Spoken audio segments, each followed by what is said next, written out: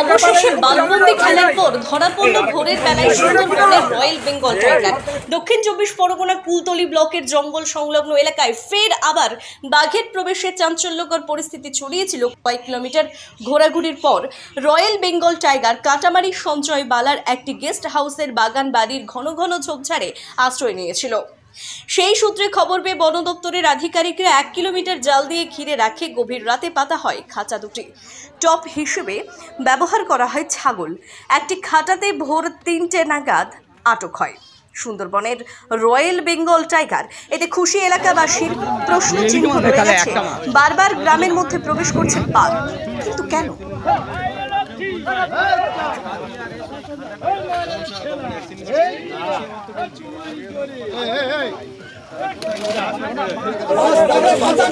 অবশ্যই বাঘ মশলা বললো কিন্তু মোবাইল কে ঢোকাচ্ছে?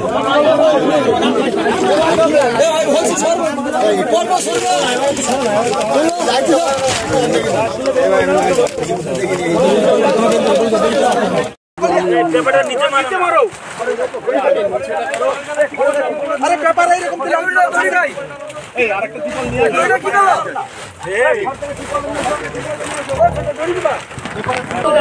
এই বাঘের স্প্রেইং আজকে সকালবেলা থেকে যখন স্প্রেইং ডিটেক্টেড হয়েছে তারপর থেকে আমরা আমাদের পুরো টিম, টাইগার টিম, লোকাল যারা আছেন সমস্ত স্টেক হোল্ডাররা আমাদের যথেষ্ট সাহায্য করেছেন এবং আমরা জায়গাটাকে আইডেন্টিফাই করে মোটামুটি 1 কিলোমিটারের মতো জাল আমরা ওখানে ইনস্টল করতে হয়েছিল এবং 2টো খাঁচা আমরা পেতেছিলাম।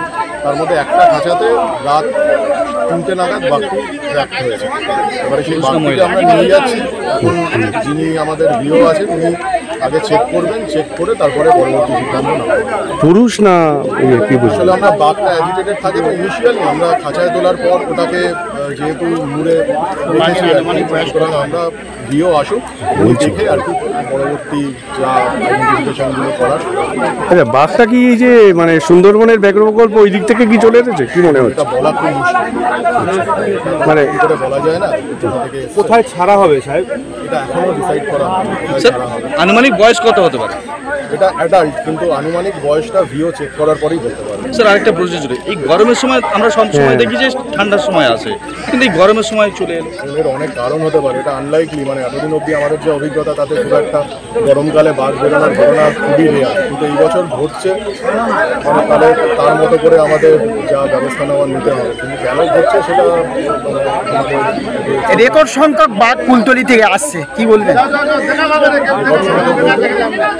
প্রতিনিয়ত বাঘ কুলতলিতে আসছে, এখানে বাঘের সংখ্যা বৃদ্ধির একটা কারণ হতে পারে। অ্যাকচুয়ালি যারা গ্রামবাসী তারা বলছে যে এই যে জঙ্গল দিয়ে যেগুলো ঘেরা হয়েছে, বাঘের যে ফেন্সিং করা হয়েছে সেগুলো খুবই খারাপ এবং সেই ছিঁড়েই আসছে। এগুলো টাইম টু টাইম আমাদের মেনটেন রিপেয়ার করা হয়। আর এখানে আমাদের ল্যান্ডস্কেপটা যেরকম, ওয়েদার কন্ডিশন যেরকম, সেটা আমাদের খুবই মানে ডিটোরিয়েট হয়ে যায় খুব তাড়াতাড়ি। তারপরে যেগুলো আমাদের মেনটেন করার আমরা রেগুলার মেনটেন করি। সাহেব, মইপিটে বাঘ ধরার সময় একটি দুর্ঘটনাও ঘটেছিল গতবার।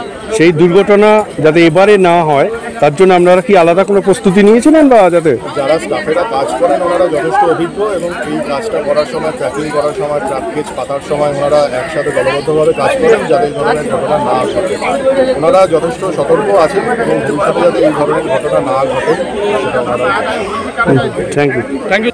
চলে গেছে। আবার একটা বাঘ গতকাল ঢুকেছে, সেই বাঘটা মোটামুটি এখন 2:45 আবার খাতার মধ্যে বন্দি করা হচ্ছে। আমাদের সমস্ত ছেলেরা ছিল দৌলবাড়ি থেকে, সেইভাবে সহযোগিতা করে বুলের বাঘটা ধরে এখন কানামাটিতে কিনে আসা হবে।